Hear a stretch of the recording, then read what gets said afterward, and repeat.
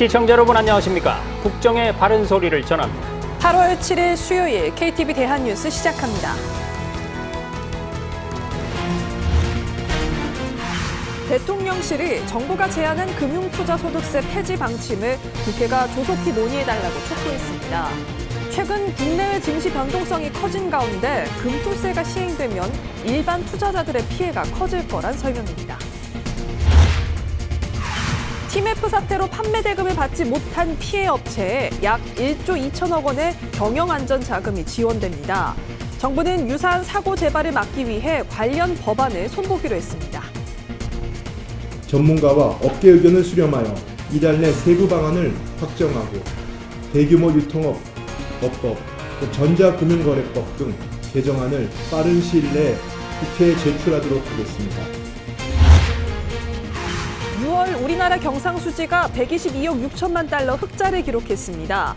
수출 호조세가 지속되고 수입은 감소한 영향으로 분석되며 6년 9개월 만에 최대 규모입니다. 가을의 시작을 알리는 입추에도 한낮 전국 대부분 지역에 폭염경보가 발효됐습니다. 찜통 같은 무더위는 광복절 이후까지 지속될 것으로 보입니다. 첫 소식입니다. 정부가 내년 1월 시행을 앞둔 금융투자소득세의 폐지를 추진하는 것과 관련해서 대통령실은 국회가 전향적 자세로 조속히 논의해 줄 것을 촉구했습니다. 최근 국내외 증시의 변동성이 커진 가운데 금투세가 시행되면 일반 투자자들의 피해가 커질 거라는 설명입니다. 이혜진 기자입니다.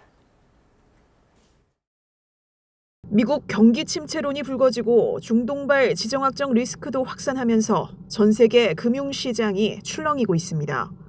국내 증시도 지난 5일 최대 낙폭을 기록하는 등 크게 휘청인 상황.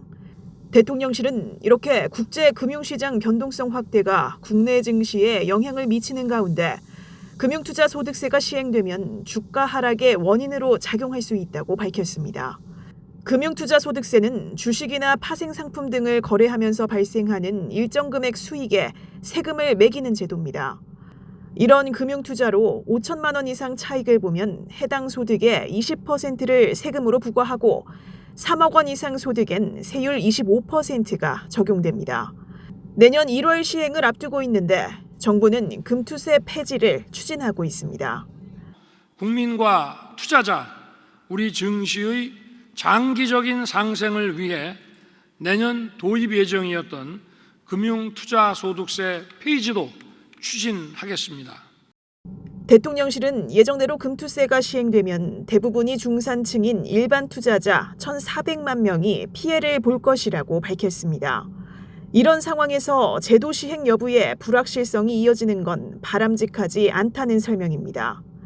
대통령실은 이에 정부가 제안한 금투세 폐지 방침을 국회가 전향적 자세로 조속히 논의해 줄 것을 촉구했습니다. 한편 여야는 정책위 의장 회담을 통해 22대 국회 들어 방치된 견해차가 크지 않은 주요 민생 법안을 최대한 신속히 처리하기로 합의했습니다. 다만 금투세 시행과 폐지에 대해서는 여전히 입장이 엇갈리는 상황입니다. KTV 이혜진입니다. 위메프와 티몬 사태로 판매 대금을 받지 못해서 어려움을 겪는 피해 업체들에게 정부가 약 1조 2천억 원의 경영안정 자금을 지원하기로 했습니다. 일반 상품에 대한 소비자 환불 절차는 이번 주 안에 마무리하고 유사한 사고가 발생하지 않도록 관련 법도 고치기로 했습니다. 신국진 기자의 보도입니다.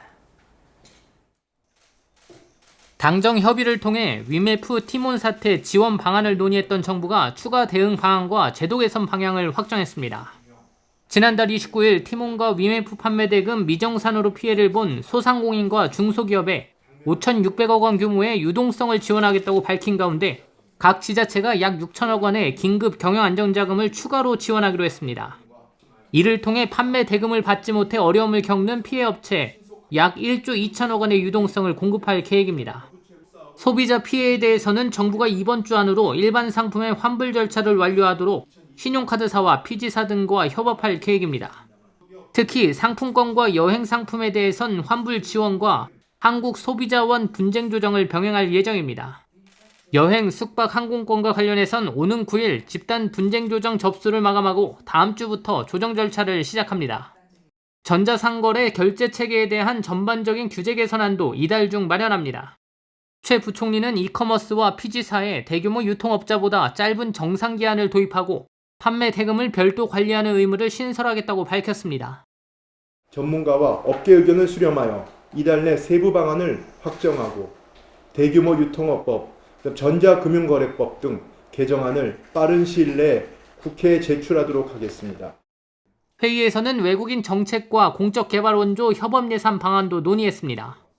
우선 법무부 유학, 정주, 혁신형 외국인 정책 협업 예산의 경우 외국 인재가 국내에 안정적으로 정주하도록 비자 신청 단계부터 취업, 정주 의사를 조사해 한국어 교육과 직업훈련, 일자리 매칭까지 연계 지원하기로 했습니다.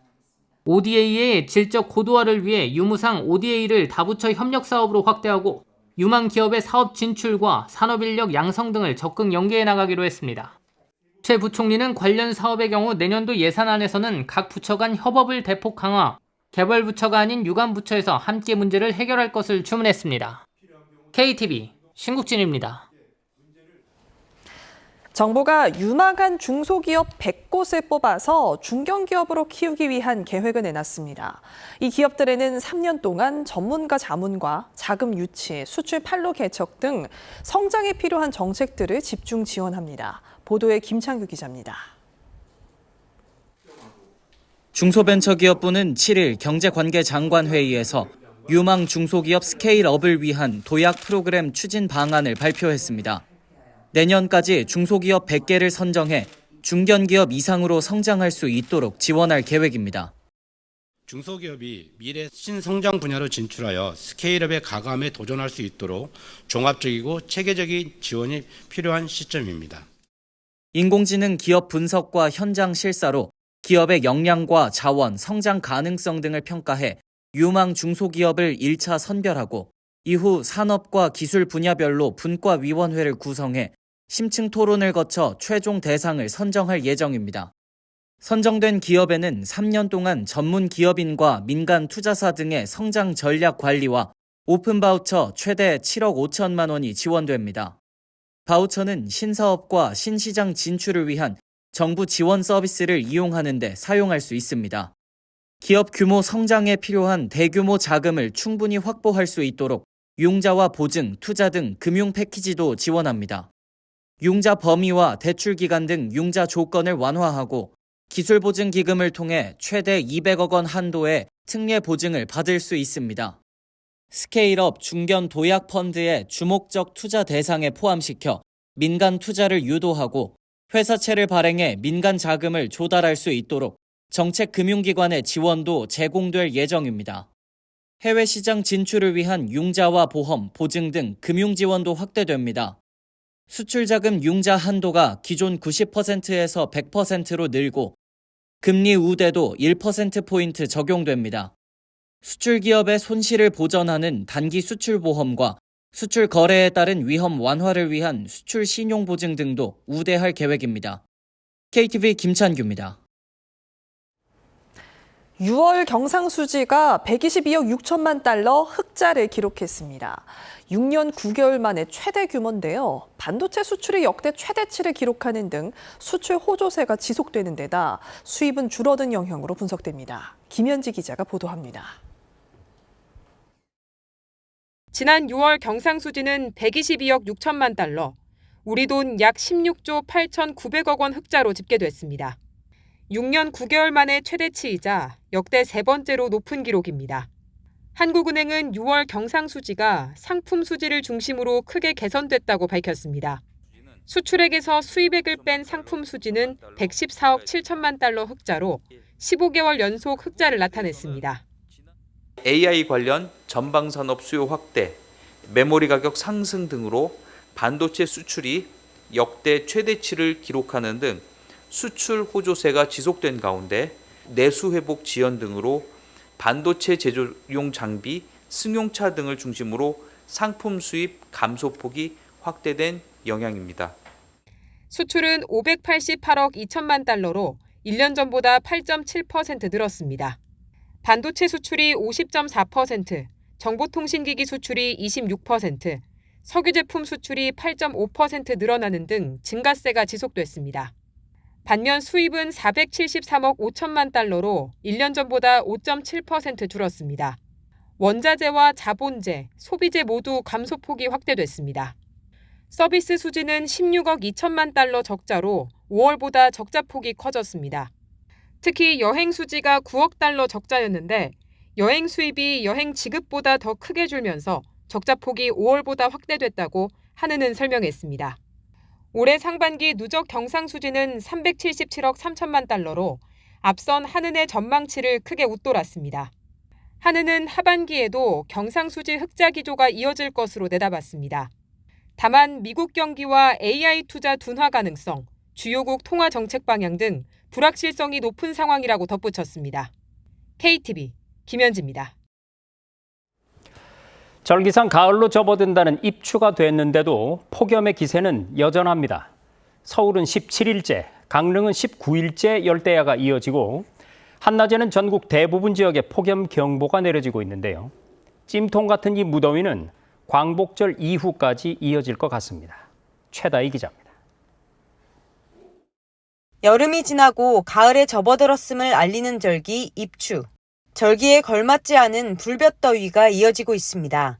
제주는 밤사이 최저기온이 27.7도로 밤더위가 가장 심했고 강릉은 19일 연속 열대야가 이어지며 역대 최장 열대야 기록을 경신 중입니다.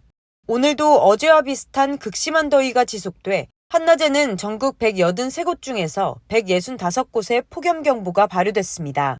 오늘 한낮 최고기온 서울 33도, 강릉과 제주 34도, 대구 36도까지 올랐습니다. 극심한 폭염의 원인은 한반도를 뒤덮고 있는 두 개의 뜨거운 고기압 때문입니다. 한반도 상층의 티베트 고기압, 중하층에는 북태평양 고기압이 이중으로 이불처럼 뒤덮어 열기가 빠져나가지 못하게 가두고 있습니다.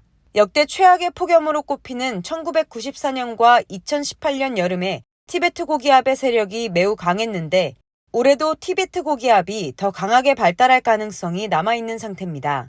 오늘은 전국 곳곳에 강한 소나기도 내려졌습니다.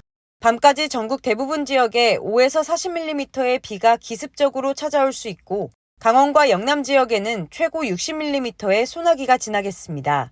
내일도 새벽부터 오후까지 중부지방에 10에서 50mm의 비가 내리겠고 남부지방에도 소나기가 예상됩니다. 한편 폭염은 다음 주를 지나 광복절 이후까지도 이어질 전망이라 각별한 건강관리가 필요합니다. 비나 소나기가 그친 뒤 습도가 높은 상태에서 기온이 다시 오르며 체감온도가 높은 무더위가 이어지고 있습니다. 당분간 폭염과 열대야가 지속되겠으니 유의하기 바랍니다. 체감온도가 35도를 넘나드는 무더위에는 무엇보다 수분 섭취가 중요합니다. 너무 찬물을 갑자기 마시면 몸에 부담이 될 수 있기 때문에 미지근한 물을 휴대하고 다니며 조금씩 자주 마시는 게 좋습니다. 또한 더위에 가축이 집단 폐사하는 만큼 축사나 비닐하우스 등에도 물을 수시로 뿌려줘야 하고 뉴스 등을 통해 무더위 상황을 틈틈이 파악하는 게 좋습니다. KTV 최다입니다. 윤석열 대통령이 해군과 해병대 장병들을 만나 강력한 국가안보태세는 북한으로부터 우리나라를 지키는 것뿐 아니라 경제에도 도움이 된다고 강조했습니다. 여름 휴가로 이틀간 진해 해군기지에 머문 윤 대통령은 국가안보와 경제는 연결돼 있다며 이같이 밝혔습니다. 윤 대통령은 아울러 장병들과 농구, 족구 등 체육활동을 하고 사랑하는 우리 장병들과 휴가를 함께해서 기쁘다고 말했습니다. 또 천안함 피격 당시 복무자와 연평도 포격 당시 연평부대 복무자, 해군 주요 지휘관 등과 저녁 식사를 함께했습니다. 하반기 전공의 모집 지원율이 저조한 가운데 정부가 복귀 기회를 위해 오는 9일부터 전공의 모집을 재개하기로 했습니다. 한편 응급실을 찾는 경증 환자에 대한 의료비 본인 부담을 높이는 등 환자 분산에도 힘쓸 계획입니다. 김유리 기자입니다. 5일 기준으로 수련 현장에 복귀한 레지던트는 총 1,091명. 사직한 레지던트 중 약 11%가 종합병원 등 진료 현장으로 복귀했습니다. 지난주 대비 2배 이상 늘어난 겁니다. 단 이들 중 하반기 전공의 모집에 참여한 지원자는 91명에 불과합니다. 지난달 마감한 하반기 전공의 모집 정원 총 7,645명에서 총 지원자는 104명으로 매우 저조한 수준이었습니다. 정부는 전공의 수련 체계의 조속한 정상화를 위해 최선을 다했음에도 하반기 모집 지원율이 미진한 데 대해 안타까움을 표했습니다. 7일 한덕수 국무총리는 중앙재난안전대책본부 회의에서 전공의들이 환자 곁으로 돌아올 수 있는 길을 최대한 열어두겠다며 전공의 모집 기간을 연장하겠다고 발표했습니다. 정부는 이번 주 중 하반기 전공의 모집 기간을 연장하여 진행합니다. 정부는 전공의 분들이 단 한 분이라도 병원으로 복귀할 수 있도록 끝까지 소통하고 설득하겠습니다. 하반기 전공의 모집은 오는 9일부터 재개됩니다. 레지던트 1년차는 8월 14일까지, 2에서 4년차와 인턴은 16일까지 모집합니다. 이달 말까지 병원별 선발 절차를 완료하고 다음 달부터 하반기 수련이 시작되도록 할 방침입니다. 응급 의료체계 유지 대책도 내놨습니다. 최근 중증 응급질환 진료가 제한되는 의료기관과 질환이 많아짐에 따라 응급실 부하가 가중되고 있다며 응급실 인력을 확보하기로 했습니다. 전문의가 부족한 지역 응급센터 등에는 공보의와 군의관을 배치하고 응급의학과 등 전문의 정원을 추가 확보한다는 계획입니다. 특히 응급실 운영 효율화를 위해 경증 환자에 대한 의료비 본인 부담을 높일 방침입니다. 경증 환자가 권역응급센터를 내원하거나 비응급 환자가 권역응급센터 또는 지역응급센터에 내원할 경우 의료비 본인 부담을 단계적으로 인상해 환자 분산을 유도하겠습니다. 또한 중증 응급 환자의 신속한 이송을 지원하는 한편 응급의료기관이 핵심 치료 제공 후 환자를 다른 기관으로 전원하더라도 평가에 불이익이 없도록 개선하겠다고 밝혔습니다. 정부는 상급 종합병원이 중증 진료에 집중하고 전문의 중심의 진료를 제공하는 동시에 전공의 없이도 안정적인 운영을 할 수 있도록 지원할 계획입니다. KTV 김유리입니다. 국방부가 장병들의 휴대전화 사용시간 확대를 검토하기로 하고 시범 운영을 거친 결과 일과 후에만 사용하는 현행 방침을 유지하기로 결정했습니다. 훈련병들은 주말과 공휴일에 하루에 1시간 휴대전화를 쓸 수 있습니다. 김연아 기자입니다. 병사들의 휴대전화 사용 시간이 현행 수준으로 유지됩니다. 이에 따라 평일에는 일과 후인 오후 6시부터 9시까지, 휴일은 오전 8시 30분부터 오후 9시까지 휴대전화를 사용할 수 있습니다. 국방부는 2020년 7월 일과 후 휴대전화 사용을 시행한 이후 휴대전화 사용 시간 확대를 위해 3차례 시범 운영을 실시했습니다. 그런데 시범 운영 결과 군 임무 수행에 부정적 영향이 우려되는 요인들이 확인돼 사용 시간을 확대하지 않기로 했다고 밝혔습니다. 국방부는 2021년과 2022년 1, 2차 시범 운영에 이어 지난해 하반기에는 전군의 20% 수준인 45개 부대와 전 훈련소로 확대해 3차 시범 운영을 진행했습니다. 3차 시범 운영 때는 사용수칙 위반에 대해 외출과 외박 제한 등 제재 기준을 강화했지만 적발 사례는 1,005건으로 시범 운영 전 6개월간 위반 건수 1,014건과 비슷한 수준이었습니다. 특히 보안 위반과 불법 도박, 디지털 성폭력 등 악성 위반 행위가 지속해서 적발됐습니다. 근무와 교육 훈련 집중력 저하, 동료와 대화 단절 등을 우려하는 시범 운영 부대 간부들의 의견도 다수 보고됐습니다. 총 3차례 시범 운영을 거쳐 이번 병 휴대전화 사용 정책을 결정하였으며 군이 본연의 임무 수행에 전념할 수 있도록 정책을 시행해 나가겠습니다. 다만 훈련병은 주말과 공휴일에 하루 1시간 휴대전화를 사용할 수 있습니다. 또 군병원 입원 환자는 평일과 휴일 구분 없이 오전 8시 30분부터 오후 9시까지 휴대전화 사용이 허용됩니다. KTV 김연아입니다. 우리 해군의 신형 해상 헬기인 시오크가 올해 연말 본격 도입될 예정입니다. 해군의 기존 헬기보다 작전 수행 가능 시간이 길고 적 탐색 능력도 뛰어나 우리 군의 해상 타격 능력이 크게 강화될 전망입니다. 박지성 기자입니다. 미국 로키드 마틴이 제작한 우리 해군의 신형 헬기 시오크가 오는 12월 국내로 인도됩니다. 앞서 우리 군은 사업비 9,600억 원을 들여 시오크 총 12대를 들여오기로 결정한 바 있습니다. 시오크는 길이 19.7m에 높이 5.1m로 최고 시속 270km로 비행이 가능합니다. 어뢰와 공대함 유도탄 등으로 무장이 가능하며 적의 잠수함 탐색 능력을 크게 강화한 것이 특징입니다. 최대 강점은 한 번 이륙해 공중에서 작전을 수행하는 시간이 길다는 점인데 최대 4시간가량 작전 수행이 가능하고 항속거리도 834km에 달해 해군의 기존 작전 헬기보다 성능이 뛰어납니다. 대함 대잠 작전도 동시에 수행할 수 있고 내부에 실을 수 있는 무게 중량도 1000kg 이상으로 기존보다 더 많은 인원과 장비를 실을 수 있습니다. 시오크가 국내에 도착해 전력화 과정을 거친 뒤 실전에 배치되면 우리 군의 해상에서의 적 타격 능력이 크게 강화될 전망입니다. 우리 군은 지난달 미국 보잉사가 제작한 세계 최고의 잠수함 킬러로 불리는 P-8A 포세이돈 6대를 도입한 바 있습니다. 최대 속도가 시속 907km에 달하고 작전 반경도 2000km가 넘어 적에 대한 정찰 탐색 능력이 뛰어납니다. 또 해상에서 적을 정밀 타격할 수 있는 유도탄과 어뢰 등도 장착할 수 있습니다. 포세이돈은 전력화 과정을 거쳐 내년 중반부터 실전에 투입될 예정인데 시오크와 협동 작전을 펼치게 될 것으로 보입니다. 적 잠수함을 어항 속의 물고기로 만들 것입니다.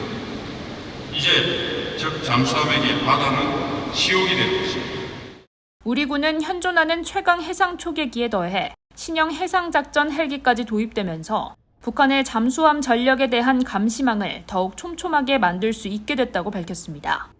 KTV 박지선입니다. 어두운 현장을 찾아내 드러내는 현장 고발입니다. 사육과 도살, 유통, 판매 등 개 식용과 관련한 일련의 과정을 금지하는 개식용 종식법이 본격 시행에 들어갔습니다. 하지만 완전 종식까지는 아직 갈 길이 먼 게 현실인데요. 그 현장을 문기혁 기자가 고발합니다.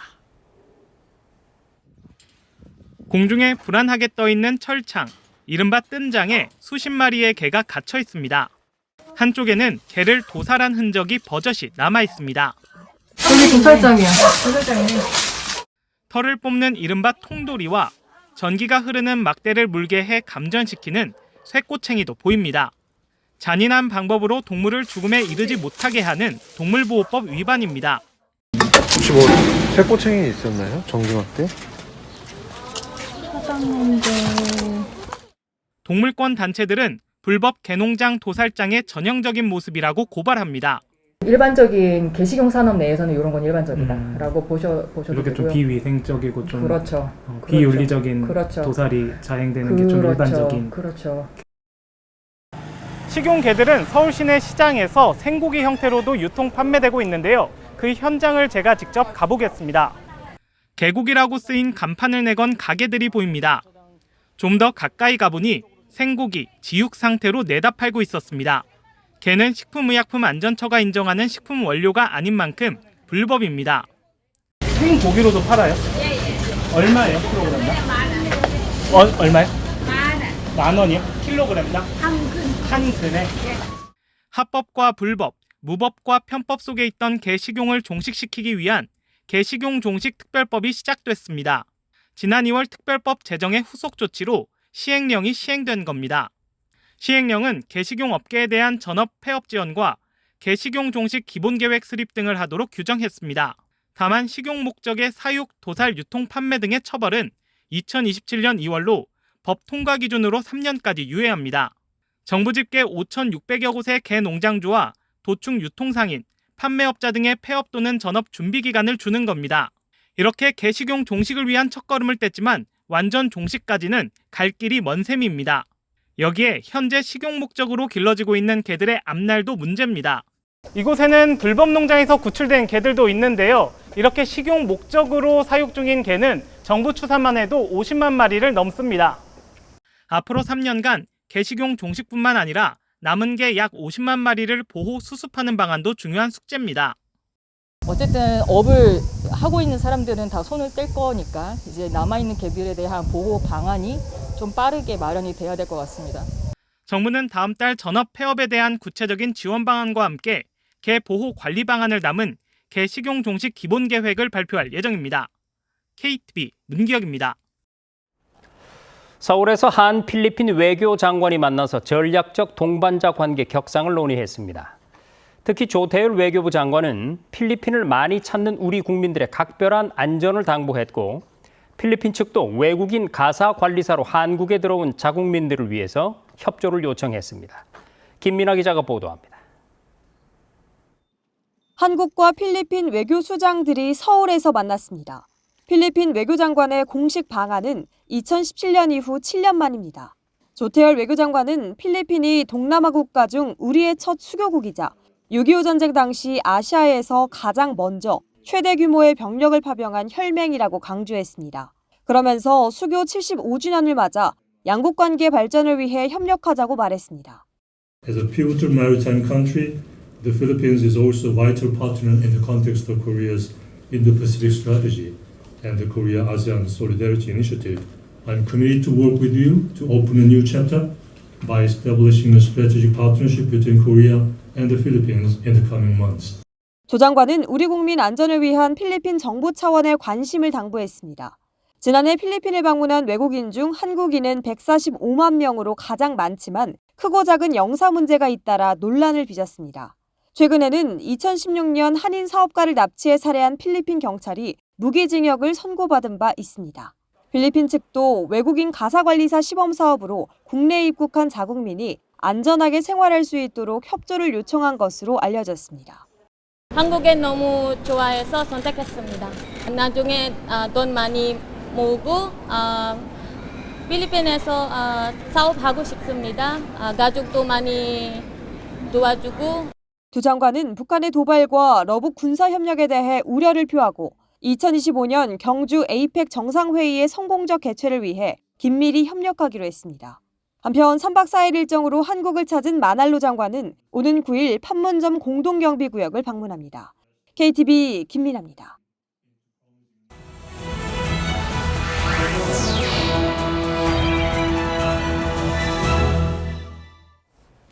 국장을 더 촘촘히 살펴봅니다. 보도자료 브리핑입니다. 8월 22일 목요일 오후 2시부터 20분간 전국에서 민방위 훈련이 실시됩니다. 우선 2시 정각에 훈련 공습 경보가 발령되면 국민들은 신속하게 가까운 민방위 대피소나 안전한 지하 공간으로 대피해야 하는데요. 민방위 대피소는 아파트 지하, 지하철역 등 17,000여 개가 지정돼 있으며 위치는 네이버, 카카오나 국민재난안전포털 등에서 조회할 수 있습니다. 이후 2시 15분에 훈련 경계 경보가 발령되면 국민들은 대피소에서 나와 통행할 수 있고 20분 경보 해제 시 일상으로 복귀하면 됩니다. 훈련 공습경보 발령과 동시에 5분간 전국 주요 도로에서 일부 차량 통제도 이뤄진다는 점 꼭 기억하시고 우리 사회 안전을 위한 민방위 훈련에 적극적인 참여 부탁드립니다. 이번 주말엔 우리 한복의 아름다움을 느끼고 전통 문화도 체험할 수 있는 한복 상점에 방문해보면 어떨까요? 올해로 7회째를 맞은 한복 상점이 8월 9일부터 12일까지 동대문 디자인 플라자에서 개최됩니다. 다양한 한복을 최대 80% 할인된 가격에 만나볼 수 있는 건 물론 전통과 현대를 아우르는 한복 기획 전시와 한복 패션쇼도 즐길 수 있는데요. 교육기관에서는 전통 복식과 관련한 대학, 기관의 창작 콘텐츠가, 체험관에서는 모시 빗자루 만들기, 한복 사진 찍기가 열려 다채로운 체험도 할 수 있습니다. 8월 8일까지 사전 등록하거나 한복을 입고 방문하면 무료로 입장할 수 있다고 하니까 한복 상점 공식 누리집에서 자세한 내용 확인해 보시기 바랍니다. 정부가 국가공무원 5급 공채에서 전자직류를 처음으로 선발합니다. AI 반도체 산업 육성 등 차세대 과학기술의 경쟁력을 강화하고 정부 내 전자 분야의 인적 기반을 확보하기 위해 신설된 건데요. 동시에 공직사회 법적 소양을 강화하고 환경 분야 실무 인력을 확충하기 위해 5급 공채에서만 뽑던 법무행정과 일반 환경 직류를 각각 7급과 7, 9급으로 확대 선발하기로 했습니다.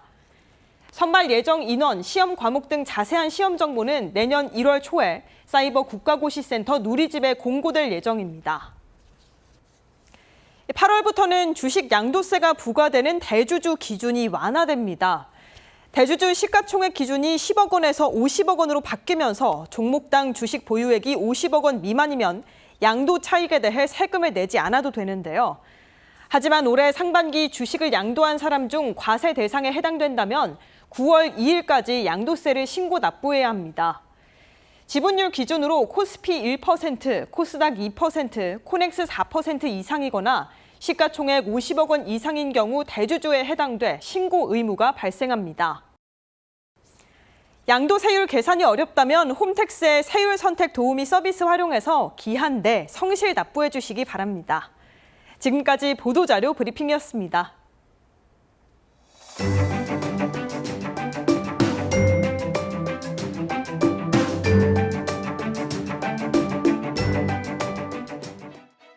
안녕하세요. K웨더 라이프스타일 예보 신지수입니다.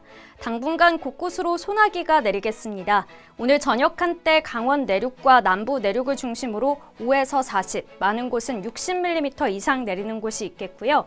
목요일인 내일은 오전에 중부지방을 중심으로 오후엔 강원 산간과 남부 내륙에 소나기가 지나겠습니다. 양은 수도권과 내륙 곳곳으로 최대 60mm 이상이 예상됩니다. 전국 대부분 지역에 폭염경보가 이어지고 있는데요. 밤사이에도 많은 지역이 열대야를 보이면서 밤낮 없는 더위가 계속되겠습니다. 내일도 오후엔 찜통더위가 나타나면서 서울 낮 기온 33도, 대구가 34도로 무덥겠습니다. 건강관리 잘해주셔야겠습니다. 다음은 자세한 지역별 날씨입니다. 중부지방 아침 기온 서울과 청주 26도로 시작해 낮에는 33도 보이겠습니다. 동해안 지방은 속초와 울진 26도로 출발해 속초의 낮 기온 33도, 울진 31도 예상됩니다.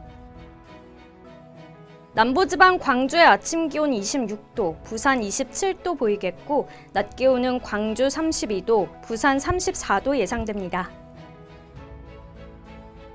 내일 서해상엔 소나기가 오는 곳이 있겠고 물결은 모두 잔잔하겠습니다. 오늘로 절기 입추에 접어들었지만 앞으로도 푹푹 찌는 듯한 더위는 길게 이어지겠습니다. 날씨였습니다. 네, 절기상 입추가 지나면 무덥고 습한 더위가 사라지고 시원해진다고 했었는데 찜통더위가 도무지 수그러들 기미가 없습니다. 예부터 선조들은 이맘때 전어나 옥수수, 전복 등으로 영양을 보충했다고 하니까요. 제철 음식 챙겨 드시면서 남은 더위 이겨내시기 바랍니다. KTV 대한뉴스 오늘 저희가 준비한 소식은 여기까지입니다. 시청해주신 여러분 고맙습니다.